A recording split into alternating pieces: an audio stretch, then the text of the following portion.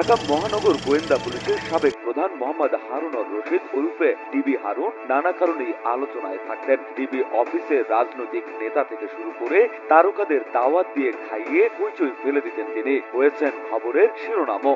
এই ঘটনাকে কেন্দ্র করে চিত্রনায়িকা বিদ্যা সিনহা মিমকেও ফোন করেছিলেন হারুন। এতে ঘাবড়ে যান পরাণ খ্যাত এই নায়িকা। সেদিনের ঘটনা প্রসঙ্গে মিম বলেন, হোয়াটসঅ্যাপে কল দেখে একটু ঘাবড়ে যাই, হারুন কেন আমাকে ফোন করবেন, ভাবতেও পারিনি যে আমার কাছে এমন একটি ফোন কল আসবে আর বলা হবে যে ছবিটিতে অভিনয় করতে পারবো না। যখন তিনি বললেন তোমার পরিচালক আমার সামনে বসা, তখন বুঝতে বাকি থাকেনি যে ছবিটা বোধহয় আর হবে না। পরিচালক বের হওয়ার পর ফোন করে তা নিশ্চিত হই। সব মিলিয়ে মনটা খুব খারাপ হয়। শিল্পীর জীবনে চ্যালেঞ্জিং চরিত্রে অভিনয়ের সুযোগ সবসময় আসে না। আসার পর যখন আবার তা থেকে বঞ্চিত হতে হয় তখন মন খারাপ হয়।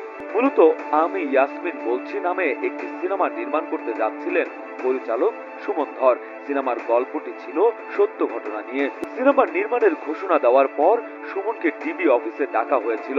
সেখানে তাকে বলা হয়েছিল সিনেমাটি নির্মাণ না করতে। টিভি থেকে আরো অনেক গল্প দেওয়ার কথাও বলা হয়। তবে হারুন যে তাকে খুব রাগী গলায় সিনেমাটি করতে না করেছেন এমন ছিল না। তার সহকারীকে ডেকে বলা হয়েছিল আমাদের কাছে ভালো ভালো গল্প আছে, সেগুলো সুমনের সঙ্গে শেয়ার করেন। সুমন যেটা পছন্দ করে সেটা করবেন, আর সুমনের যদি স্পন্সর প্রয়োজন হয় আমরা জোগাড় করে দেব। সুমনকে সামনে বসে মিমের সঙ্গে কথা বলেছিলেন হারুন। হারুনের কারণে আটকে থাকা আমি ইয়াসমিন বলছি নামের সিনেমাটির শুটিং হবে বলে জানিয়েছেন এই পরিচালক।